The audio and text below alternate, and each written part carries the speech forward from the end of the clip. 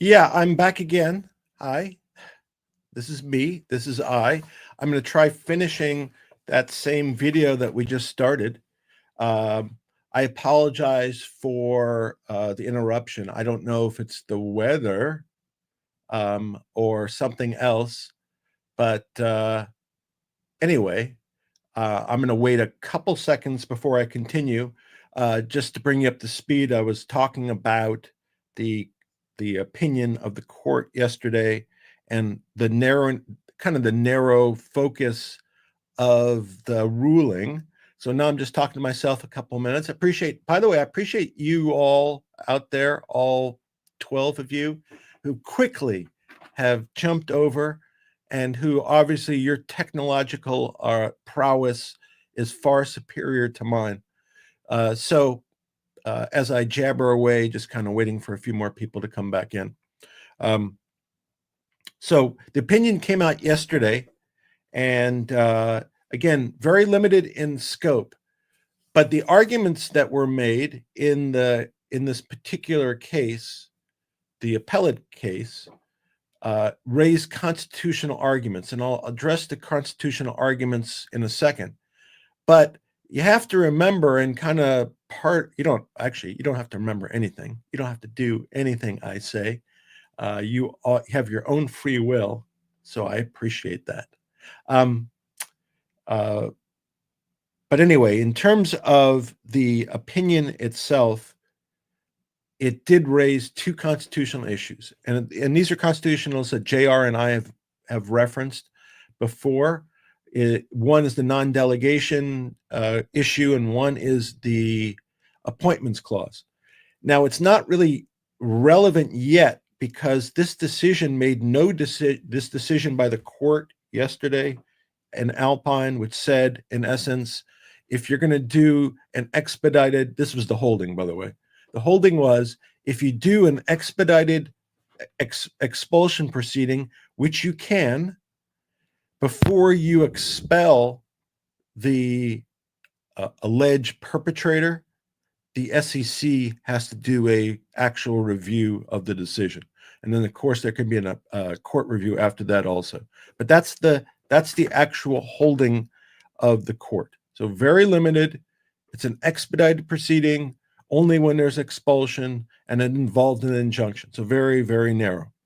But it did raise constitutional questions, and these questions have been raised in other cases. For example, JR and I discussed the Looper case, which changed in terms of what deference had to be paid to regulatory bodies' concerns, and Jarkessi, in which any kind of common law claim for money damages, you had a Seventh Amendment right to jury trial. So these constitutional issues have been raised, and they've been raised in these proceedings. And in the action that's filed by Alpine, the underlying action, that's the issue that's in the underlying action. There are some cases that may go up to the Supreme Court involving similar FINRA issues. But again, the basic question was there a proper delegation of the authority from the SEC to FINRA?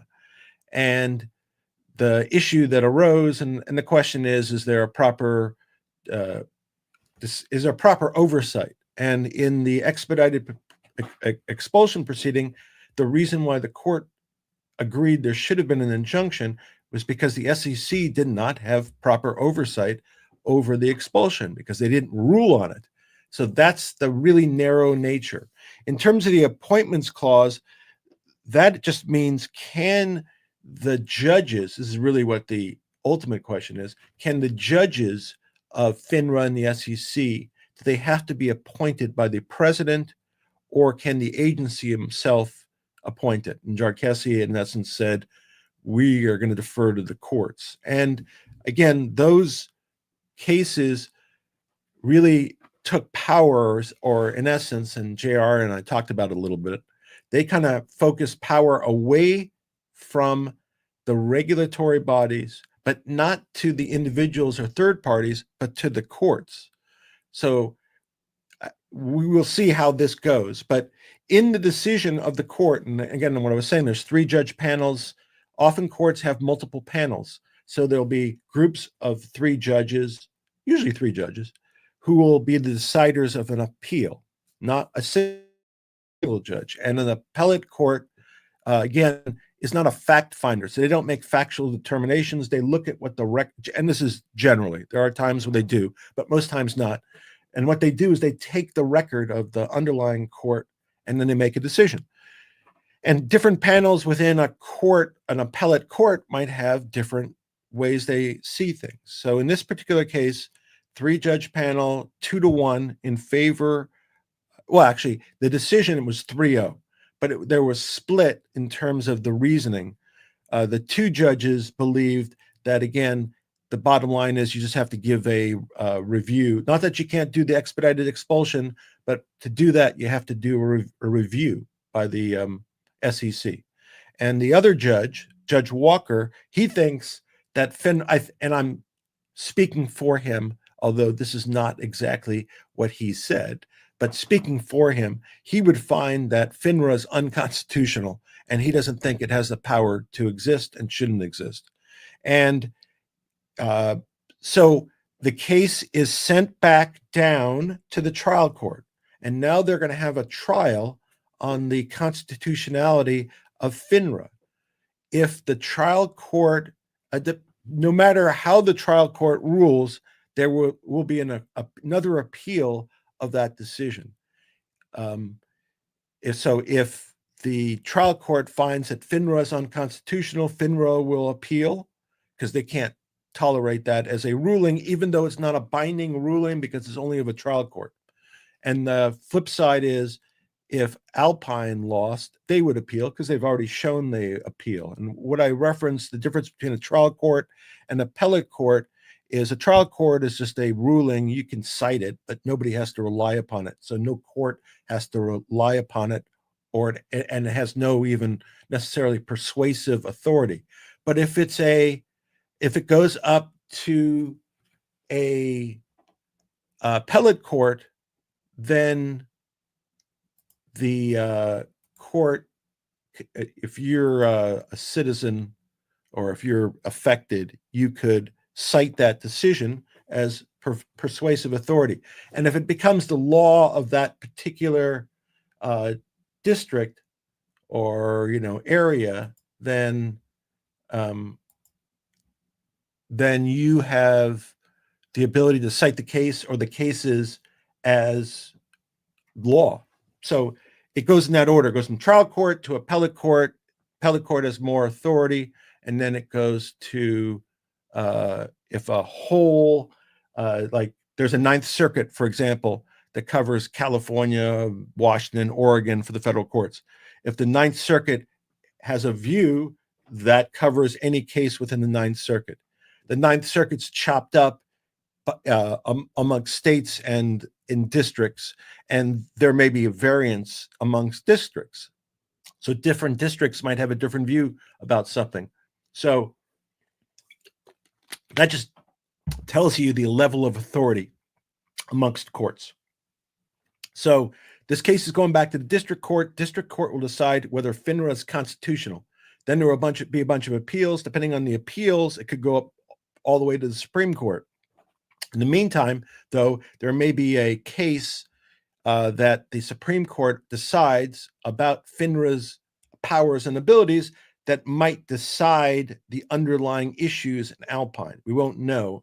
I know JR thought that there would be such cases, but we don't know at this point in time. So we're waiting for the cases going back to district court. There'll be a trial now. Alpine's not going to be kicked out while the trial is pending, unless the SEC signs off on some expulsion order. And there's already been a cease and desist order. Could there be some review of that order by the SEC? I guess is possible. But there's going to be a big change, I think, in management at the SEC, and maybe in terms of what they believe is appropriate in terms of the regulatory behavior of the SEC. So this is one of those that's good and bad, right? So unnecessary regulation we don't want, but we want regulation to protect retail shareholders. So we don't want like hedge fund guys to go in there and basically screw retail shareholders. It appears to this point in time, if I was going to analyze the picks for the next administration, I would say that they're pro crypto, which is I'm pro crypto, so I agree with that. But I haven't seen anything to indicate that they are any way pro retail per se and pro protecting retail. And so my concern is I don't like poor regulations, but I don't want an absence of regulations. So because this would be the cycle, and I've seen it before in other industries. I've been around long enough to see it in other industries. If there's a lack of regulation and a lot of money to be made, unfortunately, there'll be some level of corruption and some level of fraud. And unless that's addressed, a lot of little guys will get screwed. So I don't want unbridled, no regulation. That I don't want. I just want effective regulation, and I want regulation that protects retail shareholders amongst others. So I agree. Obviously, I agree that FINRA and the SEC have not done their job. But think about this, and I kind of wanted to bring this into the picture, and then I'll talk about Elon at the end. But I like to relate this back to the SEC. So the SEC, and think about this: if we get less protection than the SEC has provided us to date, just imagine. So in October, and I've touched on this in another video, but I thought it was well suited to today in light of the fact that there's a DOGE, Department of Government Efficiency, or non-Department of Government Efficiency, and this is why I want DOGE to make sure that we don't lose the protections that we have. In fact, I'd prefer, and I'll give a suggestion to DOGE and Elon about something they should look into to provide further protection to all shareholders, retail shareholders of whatever security you have. But I relate and looked back at the October 3rd, 2022 decision of the SEC, and it was a decision related to a Mr. Iverson with Alpine Securities. And Iverson had been with Alpine Securities, I think, since 2015. I think 2015. And apparently, Mr. Iverson got in trouble with he admitted to a sex offense apparently, and I only throw this out because what the SEC had done or not done, and just to give you an idea of what we're going to have if we don't have appropriate regulation. But so he's hired in 2015. I think he's dealing with the regulators. That's his specialty. That was his undertaking, to deal with regulators. And I think in 2016 or 2017, he got convicted of a sex crime. He admitted to it. So it wasn't just that he got convicted, he admitted to it or confessed. And then there's some issue about the nature of that confession, because there was some arrangement. But I don't think he contested the facts. And the facts were he was in a movie theater sitting next to a father and a daughter. The daughter, I think, was 16. And while the movie was going, he was trying to fondle the daughter, and he did it repeatedly. And I think the daughter moved away from him. And eventually it happened multiple times. Eventually the father saw it, and he confronted this gentleman who wanted to be Alpine Securities, basically frontman. And as a result, the guy had admitted to it and was a sex criminal. So he was working for Alpine at the time. So Alpine not only did not fire them, but what they did is they filed an application to make him, in effect, their frontman and an agent in dealing with regulators for the government. And there was a proceeding, and during the proceeding, eventually, it was determined by the SEC that he was disqualified from serving that role because he was a convicted felon, and because Alpine couldn't provide sufficient supervision to protect the public from that. But Alpine was presenting this guy after let's say they didn't know about his character as of 2015, 2016, 2017. At some point in time they did. And Alpine was making this application, which wasn't decided until 2022, to make Iverson basically a front man, while they knew what he had admitted to. So I found that extremely distressing, because the SEC still hadn't done anything as of this point in time. And in the recitation of the reasons why they weren't going to grant what was requested, they talk about Iverson, the guy, and these events occurred. Yeah, it was 16. It occurred in Florida, lewd assault on a 16-year-old. She was a minor. And it did occur after the movie had started, happened multiple times, etc. And eventually, obviously, Alpine became aware of this. In this denial, SEC then goes into Alpine's history. So this is history before the action that we're talking about on appeal. This is all before that. And think about this, that from 1984 through 2022, they had not been put out of business. No reason, no explanation. This is a combination of the SEC and FINRA. And this will relate to my last request. And in their summary of the firm's history, and again, this doesn't bring up to date the literally thousands of violations of the cease and desist order that is claimed, which caused them to do the expedited expulsion, expedited after 40 years. But in this, they talk about the firm's history, and it says, since the firm's inception, which was 1984, the irony of ironies, the date, it has been subject of more than 40 final regulatory and disciplinary actions. That's as of that time, 40. 12 of which, so a dozen of them occurred within the past 15 years. So so what they're saying is there was 28 of them prior to 2007, but they were still able to operate. And they admitted to and confessed to several of them. And they said, but they were still allowed to do business. And then since 2007, there was another dozen of them. And that excludes, that doesn't count for the thousands of violations of the cease and desist order. So in connection with those 12 matters, those are the ones since 2007, and not including the cease and desist matter, the firm was assessed fines of $14.54 million.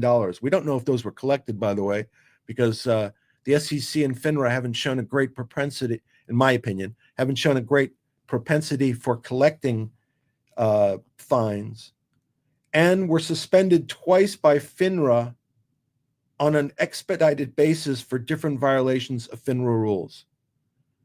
Moreover, a hearing panel has found that the firm engaged in extremely serious misconduct that caused extensive customer harm. So this occurred all before the proceeding that we're talking about, yet there was no action taken to put them out of business on a permanent basis. And then we had this issue.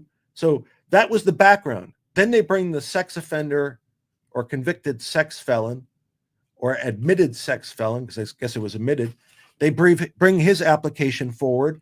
So they act really without disregard. They act with, in my opinion, complete disregard for the rules and regulations.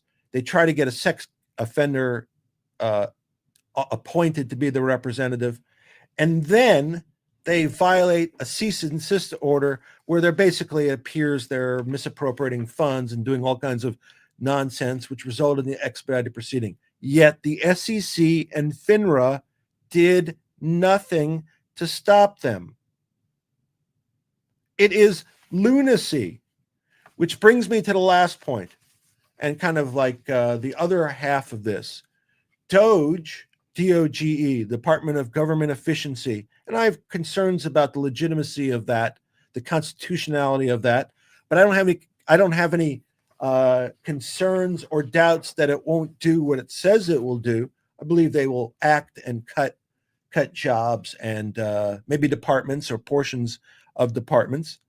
But and I'm all for cutting the fat away from the government. So it's not like I disagree with the idea.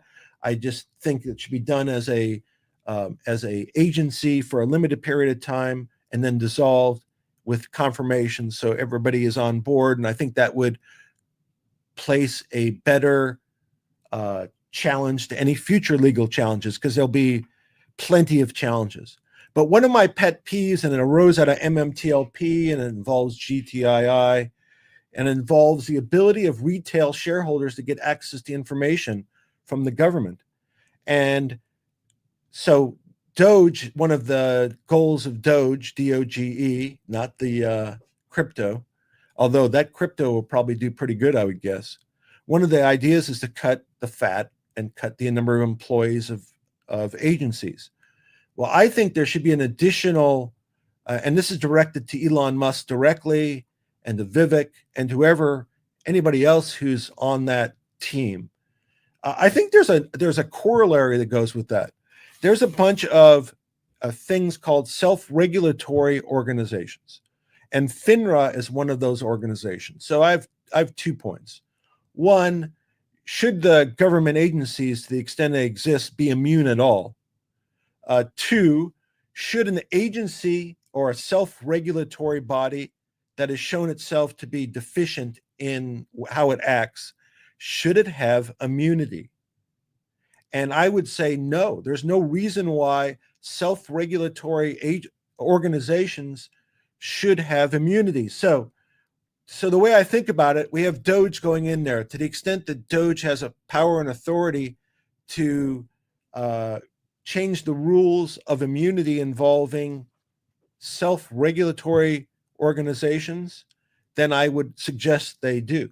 To the extent DOGE eliminates self-regulatory organizations, which, for example, let's say they determine the SEC should exist, but the SEC should not allocate its responsibilities to outside self-regulatory organizations. So perhaps they'll cut the SEC, they'll cut the staff, and they'll still get rid of self-regulatory organizations, and perhaps the SEC will now have responsibility for managing disciplinary matters involving everything that FINRA does, and those will be decided by courts, not by the judicial system.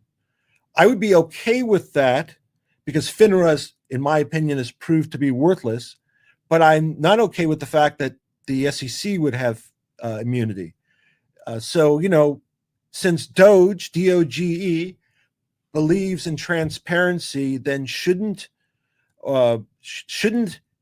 if new regulatory bodies have new responsibilities, shouldn't they also now be responsible to the citizens? So shouldn't immunity from regulators be now withheld also?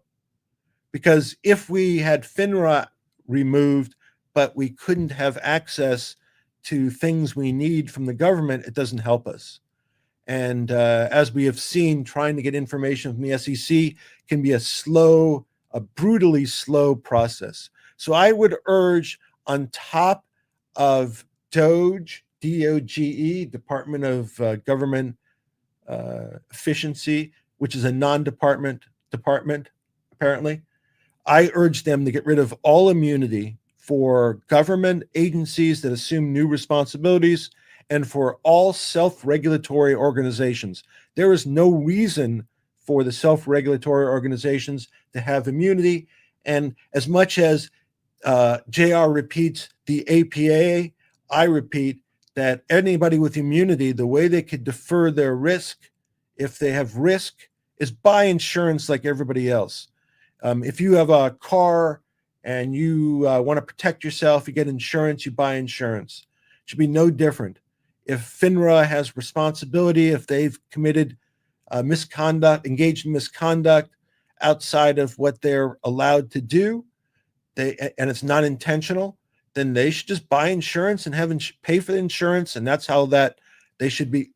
That's how they should cut their own risk.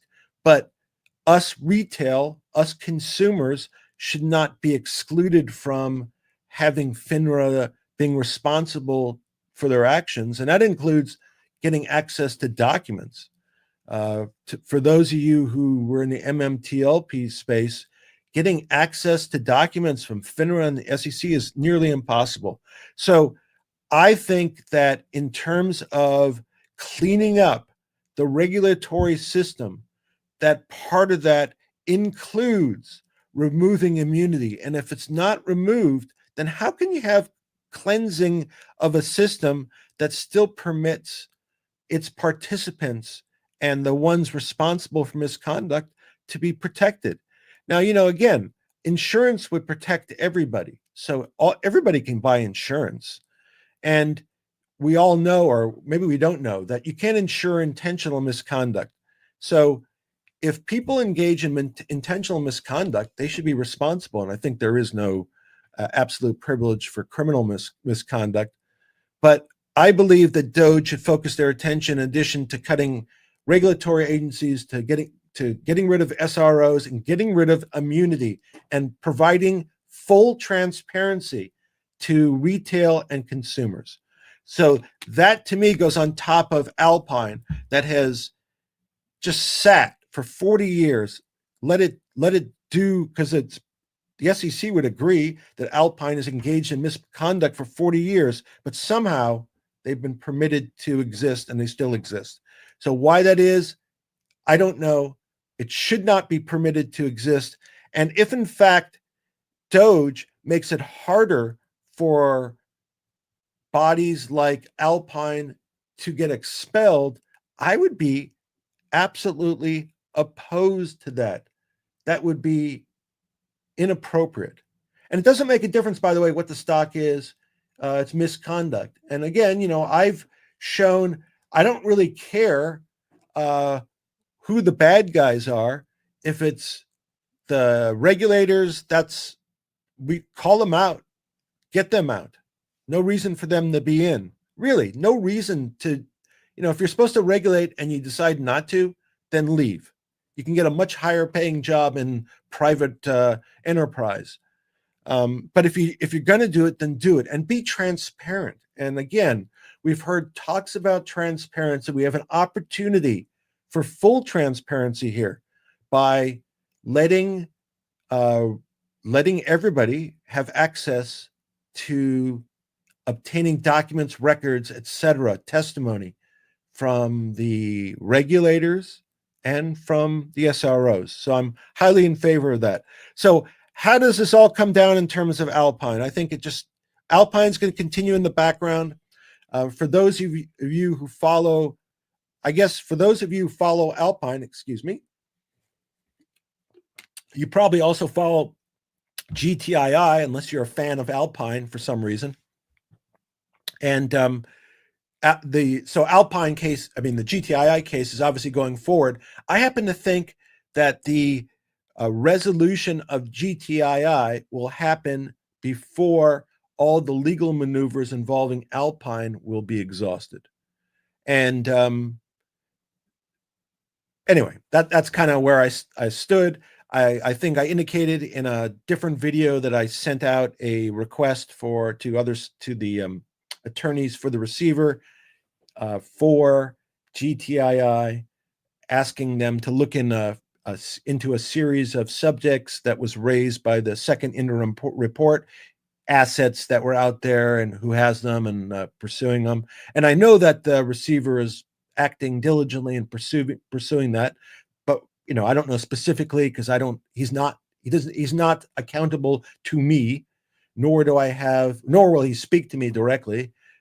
He's an agent of the court, and that's his reliance. So all I do at this point in time, besides being a plaintiff in the Nevada action, which got us the receiver, but I throw out my suggestions and I hope they act upon it, and I will evaluate it as we go. And I expect in the next report, which would be the third. So we've seen the first interim report, we saw a second interim report, and we shall see a third interim report, I think probably about January, early January, because I think there's another hearing coming up in January, and we'll see how far they've advanced at that point in time. But in terms of the timelines, I happen to think that the GTII side of it will resolve in one way or the other faster than the Alpine side. And that's why I kind of took the road I took, and I didn't know precisely how the appellate proceedings were going to go, but I knew from personal experience that they can go for quite some time. They can go for a couple of years. And we know that Alpine will do anything in its power to continue to be in a position to operate, if they're operating, or if they have some other ulterior motive. So sometimes, and we kind of found out in GTII, sometimes it's strict monetary, they're making money and they don't want to lose the money. And sometimes it's because they don't want to disclose certain things, or perhaps they don't want to disclose certain things. And by continuing to oppose something, they derail access, and they hope for the Hail Mary. It happens sometimes. Somebody will be pursuing something, and then time will pass, or it'll be too expensive, and they'll stop pursuing it. So that's why sometimes people will do things that you'll find unbelievably offensive and obvious, where they're non-cooperative, and everybody knows they're not cooperative, and you call them out for being not non-cooperative, but they hope they wear you out, whatever the issue is, whatever the matter is. And I think in Alpine's case, it's one or the other. Could there be a third reason why they're not, why they're fighting this with their nature of their business? Of course, there could be, but I don't know. But I don't know, and I think it's one or the other. They're getting money, or they're not. They don't want to disclose something, one or the other, and that's why they're fighting it. And I think they'll continue to fight it. The difference is with GTII, they don't have that access. And could the SEC, what the SEC is going to do starting in January, we don't know. I would think, if you're interested, not that I'm telling you what to do, but if you have an interest in the SEC or the Attorney General pursuing Alpine, it can't hurt for Alpine or for GTII shareholders to contact the new Attorney General or the new SEC chairman and explain the problem. Can't hurt. I mean, there's a lot of problems. And if they are interested, again, if in fact they're interested in transparency, here we go.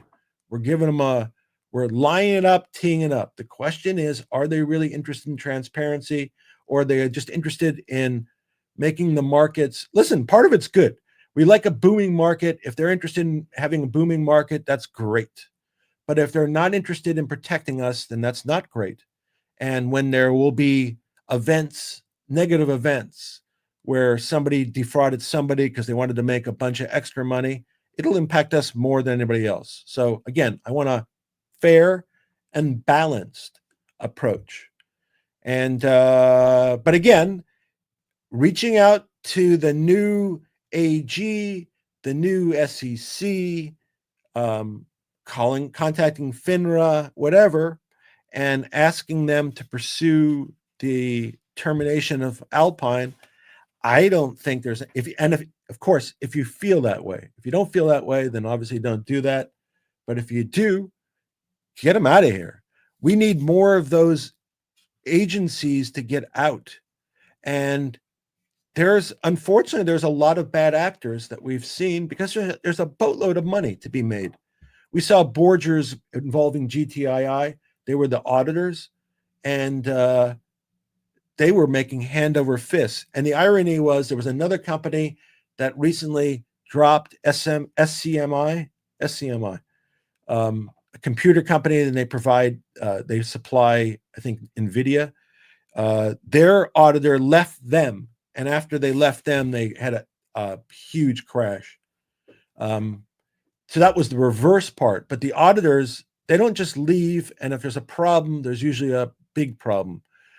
Supposedly, by the way, GTII, we should have a report from the auditors very soon, being, I would assume the end of November or sometime in December.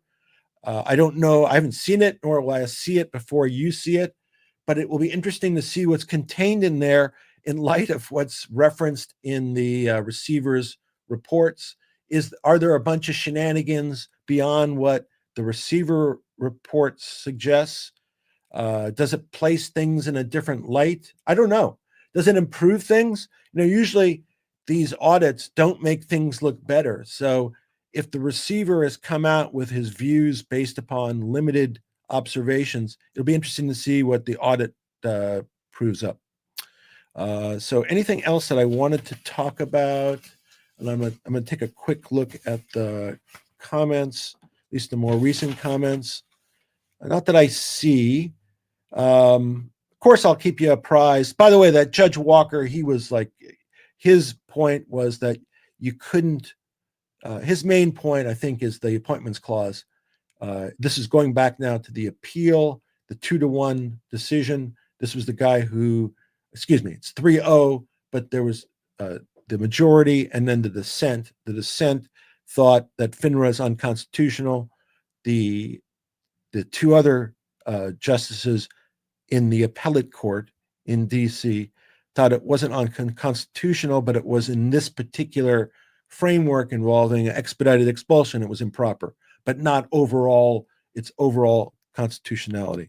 And this particular judge, his focus, the one who didn't like FINRA the most, he just didn't think that the judicial system of FINRA is appropriately set up, and that the especially the president should be appointing all the hearing officers, et cetera. That's kind of my take on that. But anyway, I will keep you apprised as we see changes in that. Obviously, I'll keep you apprised of GTII, and I'm going to be having a further video or live stream about DOGE, and I'm going to talk about, if you're interested in Tesla at any point in time, I'm going to do one talking about, and maybe sometime this weekend, I'll do another live talking about federal preemption. Basically, when can the feds pass a law that usurps states' power? And could they do it like for full self-driving or something like that? Anyway, I think that'll be an interesting topic because it might affect a lot of other people or a lot of other industries. We shall see. To all of you out there who either listened to that very abbreviated one that was being hacked by somebody, maybe the North Koreans were hacking us, I think, and to you all who made it over to this side, to the dark side, I appreciate it very much. If you have questions or concerns or comments, I will look afterwards. I'll be posting this. I appreciate you hanging out. I will, again, like I said, I'll be doing another one about federal preemption, and kind of we'll discuss what that is and how that might apply to Tesla and to DOGE. And I'm really interested in how the Department of Government Efficiency works, the non-department department. Again, because if it's actually a department, then it would be subject to different rules, the separation of powers, etc. But it's not that. It's not a department because they say it's not a department. Maybe it's a department store or a store of departments. I don't know. But we will do one this weekend, probably no later than Monday, talking about federal preemption. And of course, I'll keep you up on GTII. I'm going to follow up on my requests, and I will be probably speaking to Vegas Council soon, and I'll update you there. And as to anything else, again, any comments, questions, please post them when the video is posted. I appreciate you all. Thanks for hanging out and listening. And hopefully this was not too difficult to follow because of the two streams. And hopefully it made sense. And I've said a lot of words here.